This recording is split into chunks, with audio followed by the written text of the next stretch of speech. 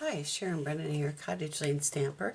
I'm an independent Stampin' Up! Demonstrator from New Ulm, Minnesota, a very German little town, very picturesque.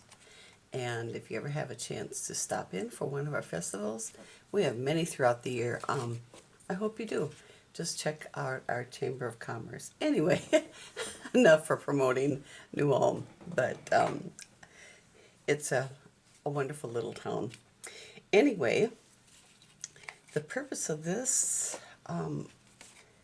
video is to make a little gift bag out of one sheet of DSP.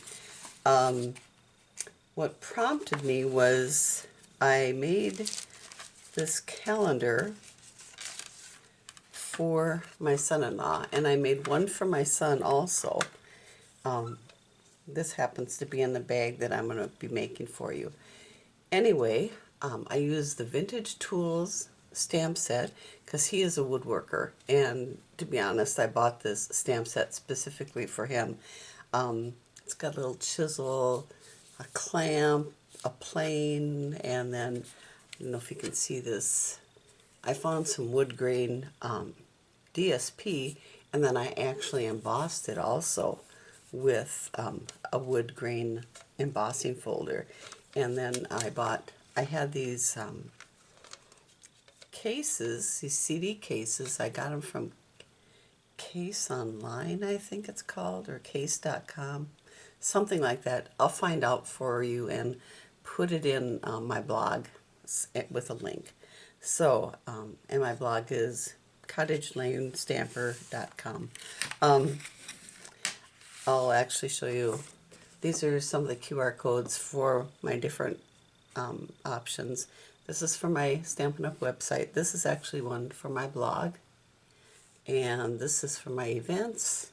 And this is to subscribe to Paper Pumpkin. So, I'll put that right there.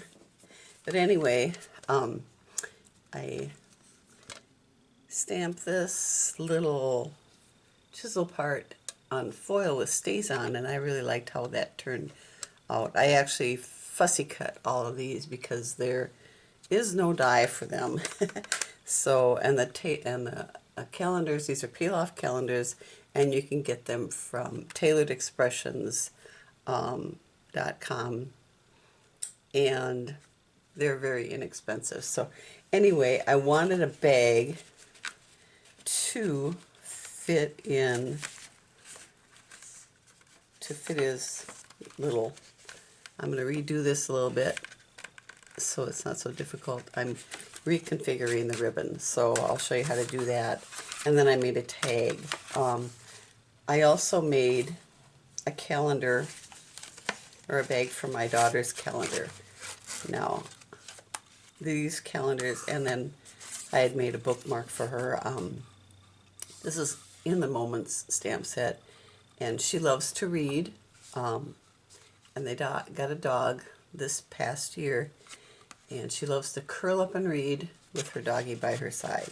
So it's a real simple bookmark, just a piece of DSP with some magnet on it, and I actually stamped this with Memento and then use my watercolor pencils to color it in.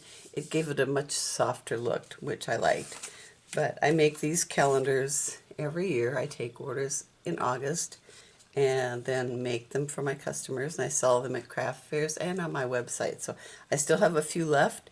If you haven't gotten a gift and you're local, you can stop by and pick one up, or buy one from my website, and we'll mail it as soon as possible and get it to you as soon as I can. So anyway, there are a couple different versions for the first one, but each month has a different design to it.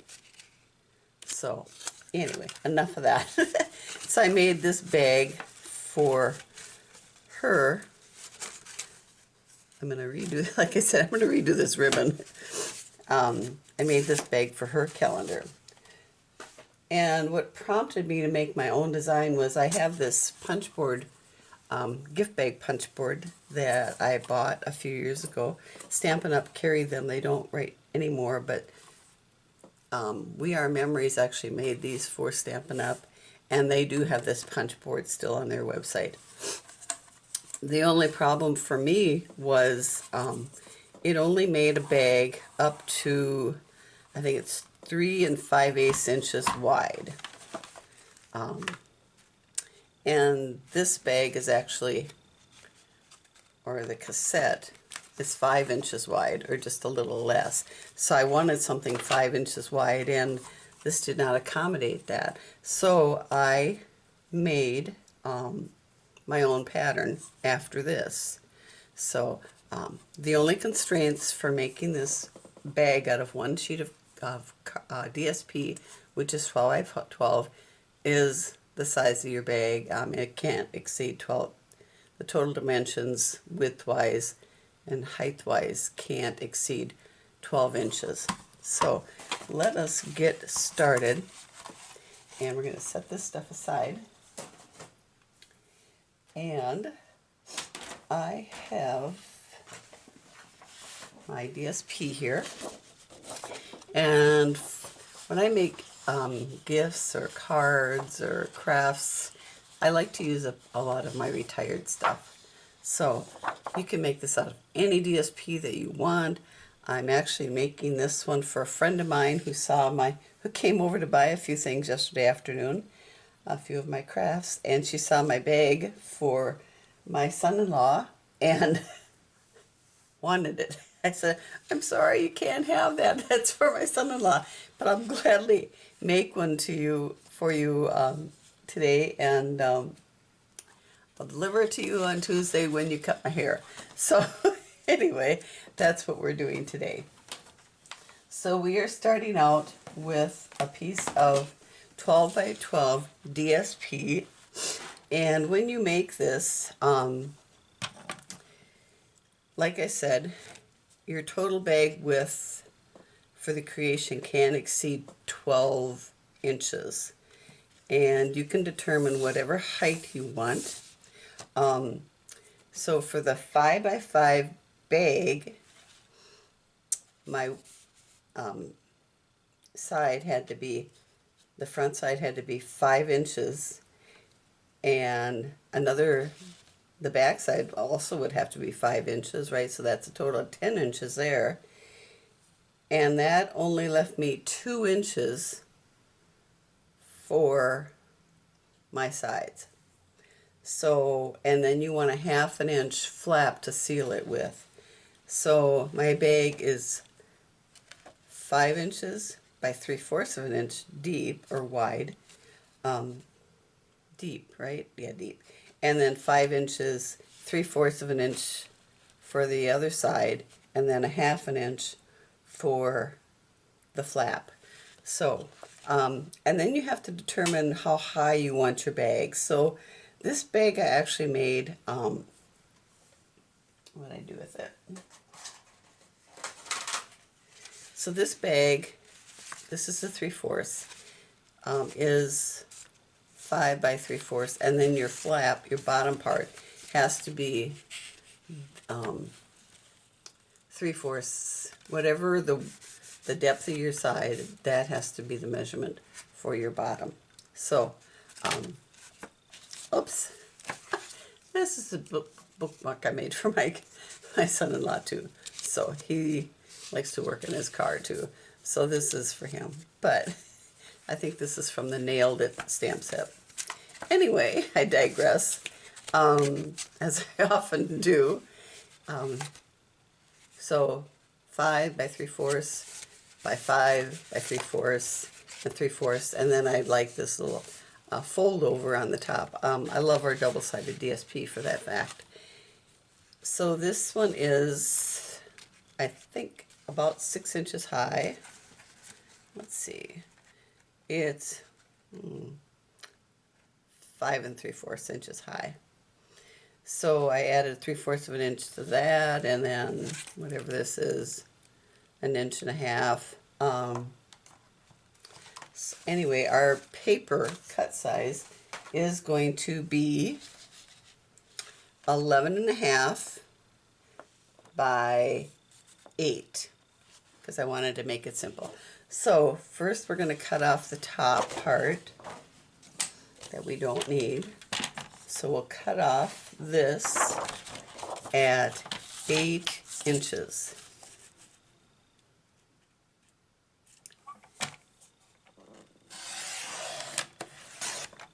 And we're just going to set that aside. And 11.5 inches, I believe. Nope, we're going to do the full 12. I just want to be sure that I have enough for the flap. So we're going to bring in our scoring tool. And I'm going to use that. I could use my paper trimmer, but I like this for doing this bag. So first we are going to score the bottom of the bag. Now when you're cutting your paper, you also have to be mindful if there's a direction to it. If I did this side, there wouldn't be a problem, except for when I fold it over the top. But since the deer are going this way, this is going to be the front of my bag, so I want this going this way. So this is going to be the bottom, and we are going to score this. I love this scoring tool because it keeps your stylus right at the bottom too. And it also has pegs, which I'm not using today. I don't have enough. I actually found some replacements online and I've ordered them. They just haven't arrived yet. So our first score mark at the bottom will be 3/4 of an inch. It's kind of glaring right there. So zoom in a little bit so you can see. Whoa, bring this down. So this is going to be 3/4 of an inch all the way across. And this will be the bottom of our bag. Then we're going to turn it so it's facing you the right way. And your first score mark will be the front of your bag. And in my case, it's going to be 5, I can't see that, and my light is glaring, 5 inches. And then we're going to add, and you go all the way down past that other score mark. Then you're going to add 3/4 of an inch onto that. So that's 5 3/4. Then we're going to add another 5 inches onto that, which brings us to 10 3/4. I can't move it over so you can see. So that brings us over to 10 3/4. And then we do our other side, which is 3/4, which is 11.5. And that leaves us the 1/2 inch, if you can see that, the 1/2 inch flap to seal our bag with. So, and then I am going to turn it this way, and I am going to make the top here with a 1 inch flap. So I'm going to score the top right now too. I think that's about what I had on the other one. An inch, maybe 1 1/4 inches. You can do that however wide you want it, but you just have to allow for it when you're cutting your paper, if that makes sense. So anyway, we're done with that. Whoop, sliding. Okay, so now we have our bag. I'm going to zoom out a little bit again. There, so you can see the whole thing. So now I apparently it has a mind of its own and does not want to rest up against my little cabinet there. So we're just going to put it away where it belongs. All right. Oh, my life is like a constant comedy. We are going to gently fold this back I have used my bone folder, and sometimes it tends to crack the DSP. I don't know why it does that, but it does. So now we folded this, and we're going to cut along these little score lines here, all the way across the bottom. So, and we're just cutting up to that other score line. Excuse me. So we're cutting this one, and these are the tabs for your bottom, and your bottom, the bottom of your bag. We're going to angle these a little bit, and I must have cut something with glue because my scissors is a little sticky. And if that happens, here's a little tip. Okay, you can use rubbing alcohol. I have this adhesive eraser that I bought a few years ago, and I just like to take it and get rid of that adhesive. Works so slick. I know some people have a separate eraser, just or scissors, just for their when they're cutting glue things. So, but I just use the same one. So back to this. So then we go to the next score line here, and we cut up to that score line, and this score line, and this little flap is gone. And then we'll angle these up. And this pattern actually mimics the gift bag punch board. The only difference is it punches these little things down here, and it doesn't punch. I don't have a gusset. It also creates a gusset on the bottom of the bag, which isn't a big deal, I don't think.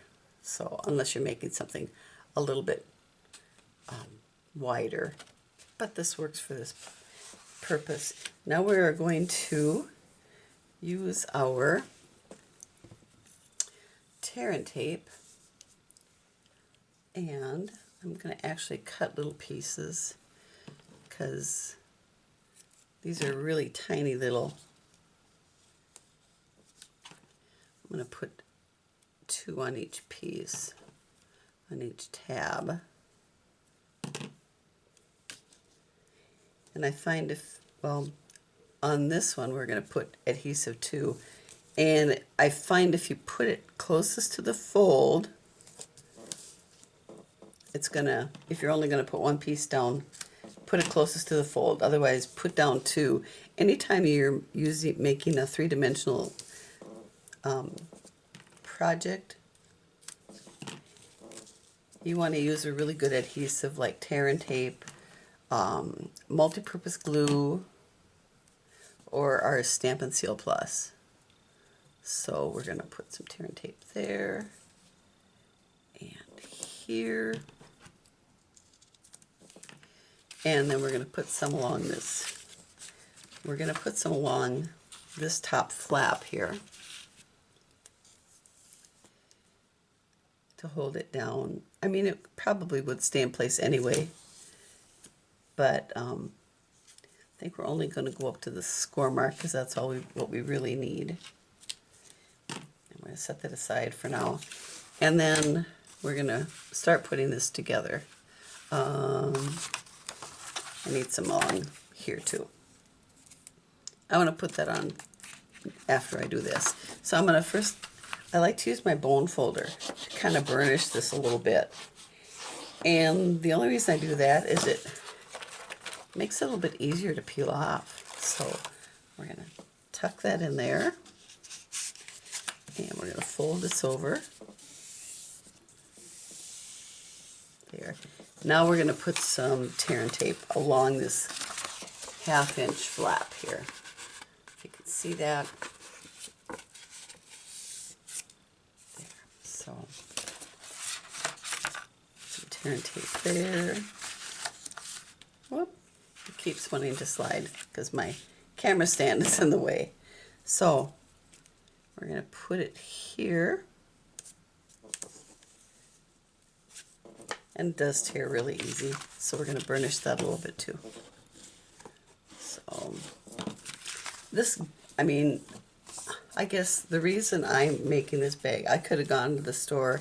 I have a few health issues, so I have to limit my activity, and I have the materials, so why not just make a custom bag, right? So we are going to seal this side, and we're going to peel this off. And sometimes you just don't have time, or maybe it's not close enough for you to go to the store. So we are going to fold this back like this, and we're just going to close this bag up like this, and it's really slick. So now we are going to do the sides.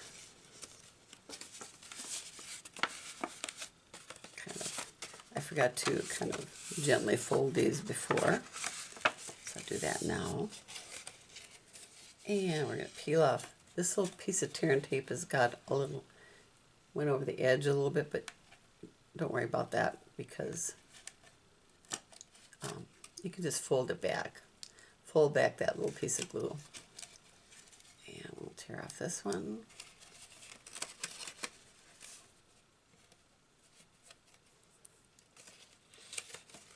And my bag is starting to split, and I am not sure why this DSP is doing that, but I have a solution for that.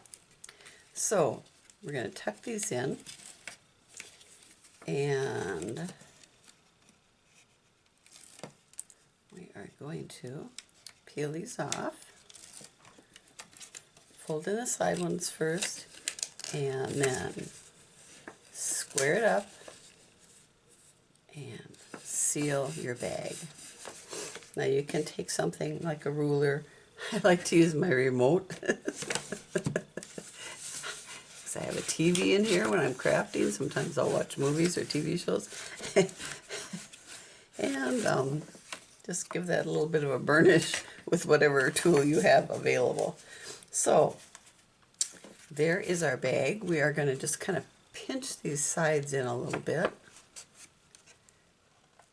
And I like to use my crocodile. Now, if you don't want to do this top here, what you could do is just make your bag this high and then use a border punch all the way around.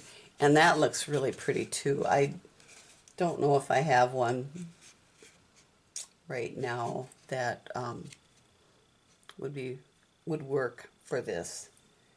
But you might have one at home that's handy. So I am going to use my crocodile, and this is a great tool. This will put rivets in your thing like I did on my son-in-law's calendar. I put rivets in the corner of his calendar. So this is great for that. It also is great. Use the hole punches actually to punch holes where the rivets will go. And I like to, it's got a piece of DSP stuck in there from the last bag. So now I can see through it. So I like to use the biggest hole for my ribbon. So I'm just going to take this and punch. I eyeball it about a 1/2 inch down, 1/2 inch over. And with the lines on this paper, that makes it a little bit easier. Just stay on the same line. And this isn't like rocket science, so if you prefer to measure, go ahead. I like to eyeball things. So now we are going to get some ribbon. And I asked my friend what she liked, if she liked black ribbon or red ribbon, and she said red, but then left it up to me. And I think black works better on this. But that's me. So what we're going to do is, I'm trying to think. I had an idea last night, and now I can't remember what it was. But we're going to just feed it through these 2 holes. We're going to feed it from the inside of the first one of the holes. and I'm going to leave it right on the spool. You can measure, I think if you want to measure it, I think 24 inches works best, but I'm just going to leave it on here and see how long a handle I want. So this seemed to work the best. And I'm going to put it through this hole. I could have done them both at the same time, but wasn't thinking. There. So this handle, and I think this works good. I'm going to just, oh, I have to go through one more hole. Sorry. Forgot about this little guy over here. And put it through there. If I can. I have floss threaders that I use too. Not sure if I have them handy here. That I use for, here they are, pulling things through. So you can get these at like Walmart or wherever, Walgreens, CVS. So you put your floss threader through the hole, like that, and then you just take your ribbon and put it through there, just a short end of it, and it will pull it through. Easy peasy. So just another little tip. I love to give tips to make life easier, especially when crafting. So now we've got that there. Let's see. We have, let's see how long a handle I want here. So I want this length, and I need some to tie it with. So we're going to pull a little bit more off the spool, kind of make them even, and then we're going to cut this off. I use a ribbon scissors for this. Have a separate scissors for your ribbon cutting, because paper tends to dull the scissors, and we have excellent paper snips. I love our paper snips. I've had other brands, and those are the ones I go to. They have such a fine point, especially for fussy cutting. So, trying to tie a knot.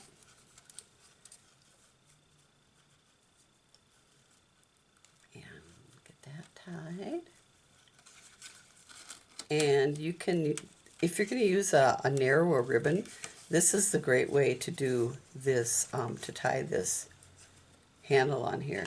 I've done where I've had knots on the inside, on both sides, and they tend to get in the way sometimes. And if your ribbon's not wide enough, they'll slip through. This way, your ribbon won't slip through the handle. So there is our little bag. And then I told you I was going to fix this where it was cracking. Trying to think. It's at the top. I'm going to think about that a little bit more. I'm not sure why the DSP is cracking. I don't like that. But we will move forward. Now we're going to make a tag for this. So I'm going to use the Delightful Tag Topper. I'm not sure if it's still current or not. I should check. And I'm going to use the Peaceful Deer stamp set, which actually coordinates with the paper. And I'm just going to use the trees. I think I'm going to use the 3 trees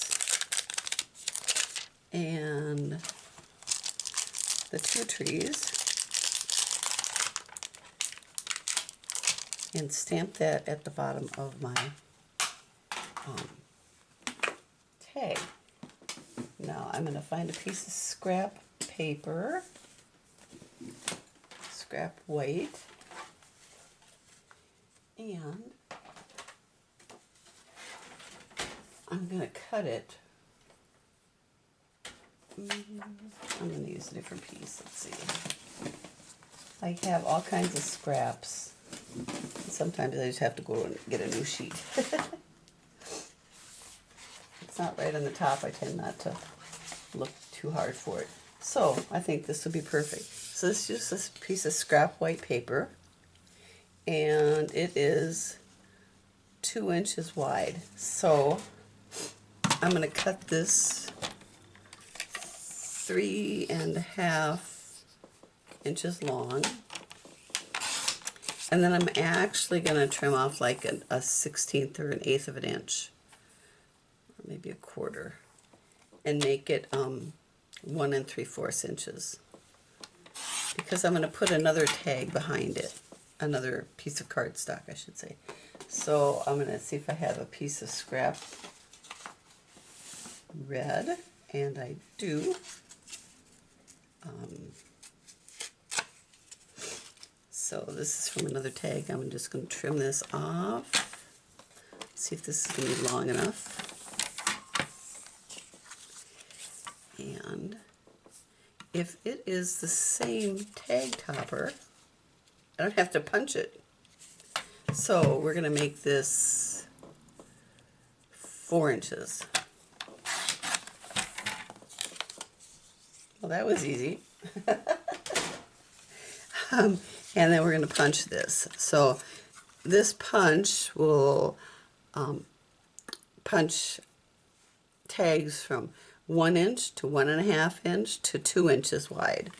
So since this is like 1 3/4, I like to line it up underneath and kind of center it and then punch it.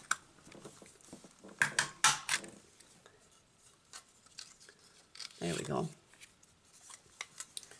I really like that tag topper. And I'm not even sure if that's what I use for my daughter's bookmark or not. I can't remember. So that's, I'm going to trim this down just like a 1/4 of an inch more. Because when I punched this tag, it made it a little bit, yeah, that looks a little bit better. So I am going to stamp these in Mossy Meadow. I don't know if I'm gonna, if it'll, yeah, I think when I embellish things, I like to do things in odd numbers. So long time ago, I took an interior design class, and it always said, when you decorate in odd numbers, because aesthetically it's more pleasing to the eye. So I'm going to use Mossy Meadow, and I'm going to use my paper piercing mat because it gives a better impression, because these are photopolymer. If you have red rubber, you don't need to do that. So I'm going to get this out of here so I can see this better. And I'm going to just stamp that right there. And leave it like that. I was going to stamp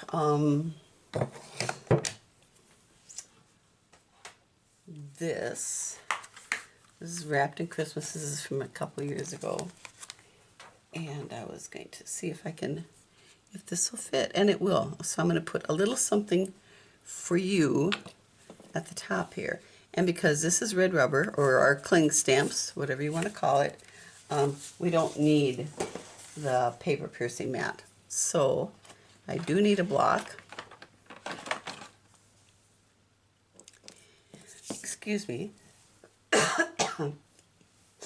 And we're going to stamp this in real red.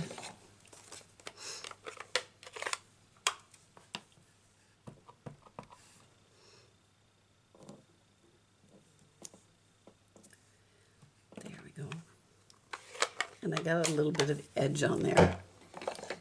Right there. I don't know if anybody would notice, but I do. So I am going to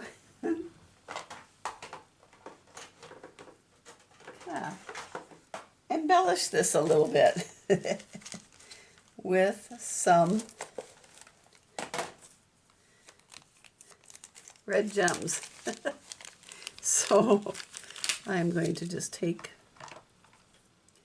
my paper tracing tool. There it is. I like to use this to pick things up with.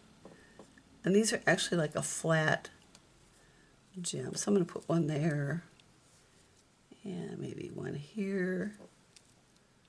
And like I said, odd numbers. So now you don't see that faux pas, as I like to call them. So now we are going to tie this together, and I'm going to actually run and get some baker's twine. Be right back. Okay, so I wish you were here to help me choose. I can't decide if I want to use red or white. I think I'm going to use the red. I'm just going to use up the rest of this.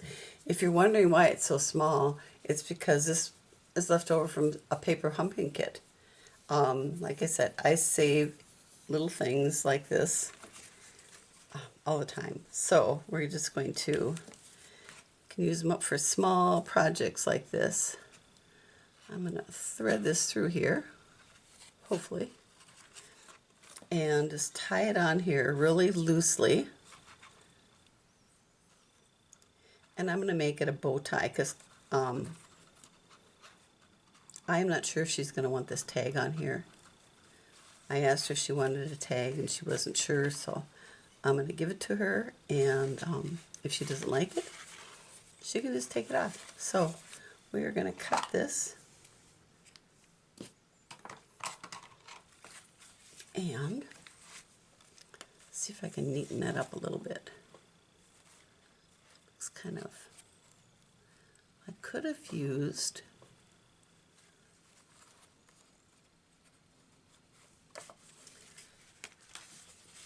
a red ribbon. So what do you think? Should we leave it like that or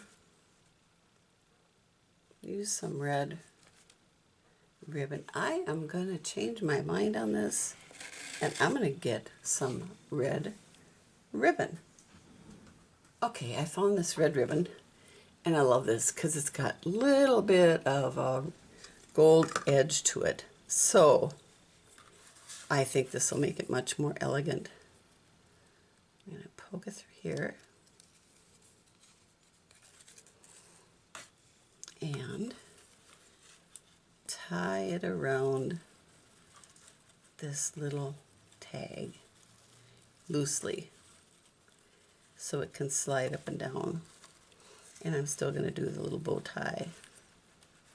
So there. I like that much better.